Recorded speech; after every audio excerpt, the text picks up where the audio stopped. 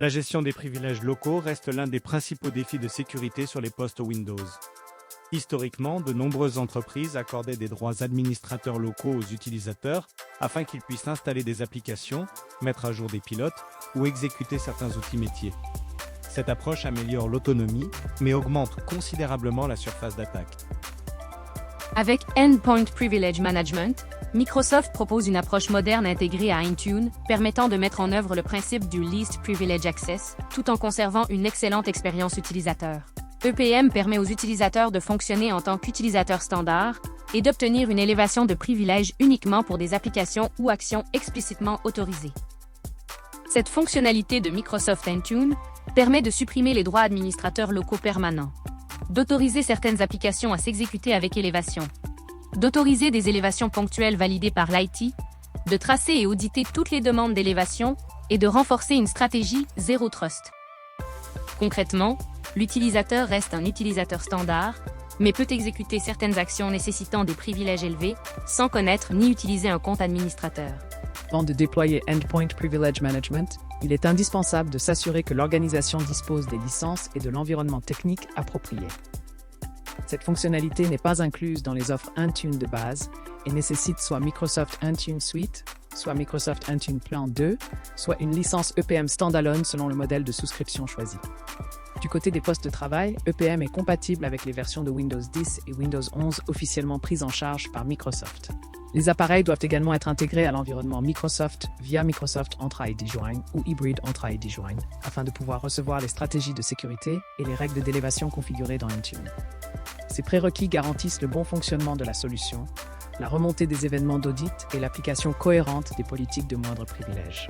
Ils constituent également une base essentielle pour mettre en œuvre une stratégie Zero Trust efficace et sécuriser durablement les postes de travail de l'entreprise. Dans cette démonstration, nous allons voir comment configurer une stratégie Elevation Settings Policy dans Microsoft Intune afin d'activer Endpoint Privilege Management. Cette stratégie constitue le point de départ de tout déploiement EPM, puisqu'elle permet d'activer le service sur les postes Windows et de définir le comportement général des demandes d'élévation.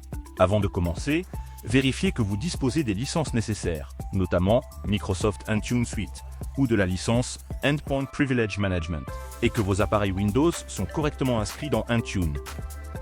Connectons-nous maintenant au portail d'administration Intune. Dans le menu de gauche, ouvrez Endpoint Security, puis sélectionnez Endpoint Privilege Management. Cliquez sur Policies, puis sur Create Policy. Sélectionnez Windows comme plateforme et pour le profil, sélectionnez Elevation Settings Policy. Cliquez sur Créer. Donnez ensuite un nom explicite à votre stratégie. Par exemple, EPM Settings. Nous arrivons maintenant à l'étape la plus importante, la configuration des paramètres. Le premier paramètre s'appelle Endpoint Privilege Management. Positionnez-le sur Enabled. Cette action active EPM sur les appareils ciblés et déploie automatiquement les composants nécessaires au fonctionnement du service. Passons maintenant au paramètre Default Elevation Response. Ce paramètre détermine ce qu'il se passe lorsqu'un utilisateur tente d'exécuter une application nécessitant des privilèges administratifs alors qu'aucune règle EPM spécifique n'existe pour cette application. Microsoft recommande principalement deux approches, Deny All Requests et Require Support Approval. Require Support Approval. Grâce à cette option, les utilisateurs peuvent soumettre une demande d'élévation qui devra être validée par le support informatique avant d'être exécutée. Cette approche offre un excellent compromis entre sécurité et flexibilité opérationnelle.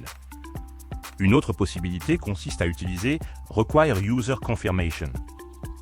Avec ce mode, l'utilisateur peut effectuer lui-même l'élévation, mais uniquement après avoir satisfait certaines exigences de validation.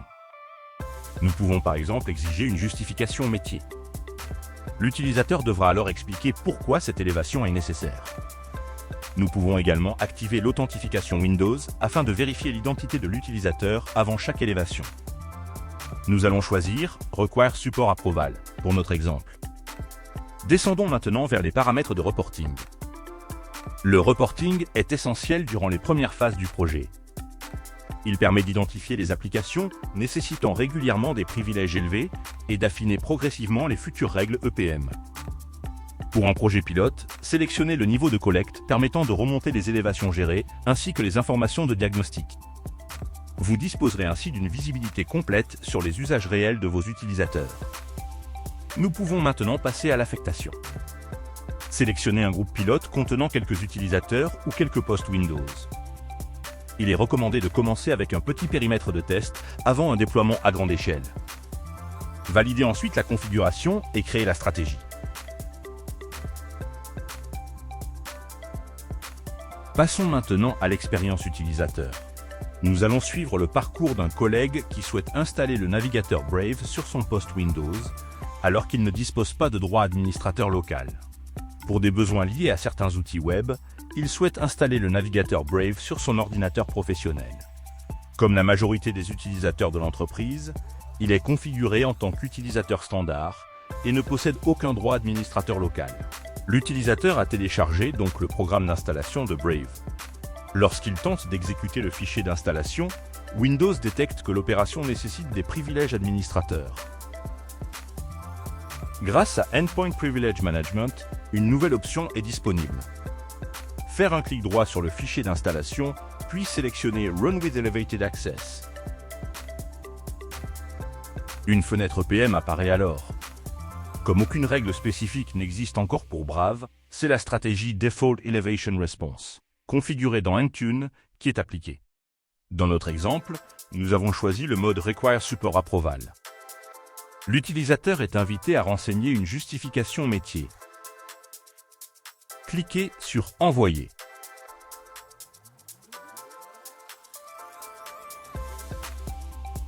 La demande est alors transmise à l'équipe informatique.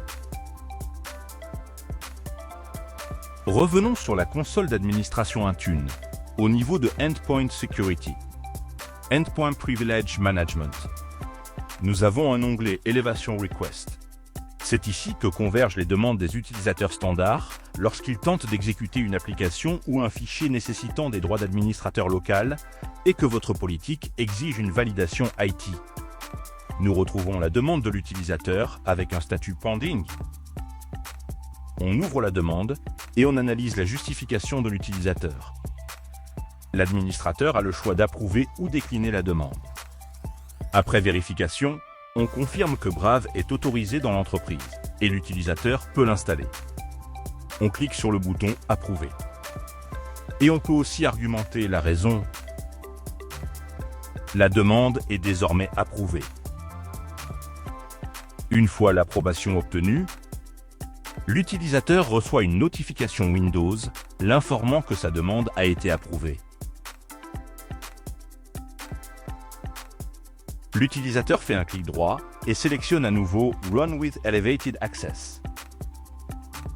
Endpoint Privilege Management accorde temporairement les privilèges nécessaires uniquement au processus d'installation. Cliquez sur Continuer. Le programme Brave débute son installation.